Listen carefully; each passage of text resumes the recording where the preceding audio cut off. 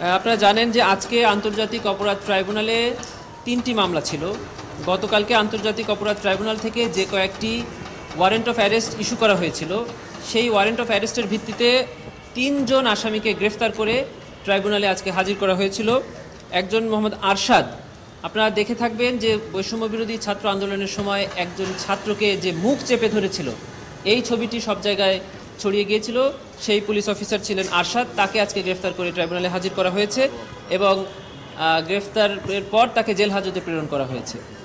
পরবর্তী তারিখ 23/2/2025, এটি চাংখারপুলের একটি ঘটনা। আরেকটি মামলায় চঞ্চল চন্দ্র সরকার, তাকেও গ্রেফতারপূর্বক আজকে ট্রাইব্যুনালে হাজির করা হয়েছিল রামপুরা এবং বাড্ডায়। এই ঘটনাটি ঘটেছিল কার্নিশের সাথে ঝুলন্ত এক নিরীহ 18 বছর বয়স্ক ব্যক্তিকে বারবার গুলি করছিল, সেটাও আমরা দেখেছি। সেই গুলিকারী ব্যক্তি চঞ্চল চন্দ্র সরকার, তাকে গ্রেফতার করে আজকে ট্রাইব্যুনালে হাজির করা হয়েছিল। এই মামলার পরবর্তী তারিখ 24 মার্চ 2025। আরেকজন আসামি এম মইনুল ইসলাম, সে মিরপুরের ঘটনায় অভিযুক্ত, তাকেও ট্রাইব্যুনালের গ্রেফতারি পরোয়ানা মূলে গ্রেফতার করে আজকে ট্রাইব্যুনালে হাজির করা হয়েছে।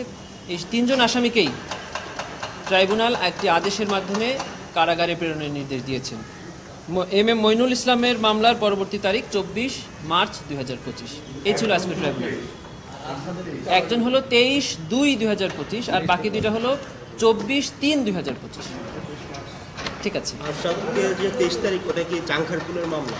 আরশাদ হলো চাংখারপুলের মামলায়, যে মামলার একজন আসামি সুজন হোসেন, সে এখন গ্রেফতারে।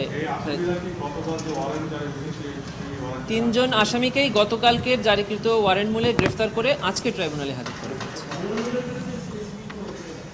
যে অভিযোগের বিষয়ে আমরা আপনাদেরকে এই মুহূর্তে বলছি না, যখন তদন্ত প্রতিবেদন দাখিল হবে তখন আমরা এই বিষয়ে এ নিয়ে প্রায় 30 জনের মতো আসামি এই আন্তর্জাতিক অপরাধ ট্রাইব্যুনালের মামলায় গ্রেফতার দেখানো মতে কারাগারে আছে।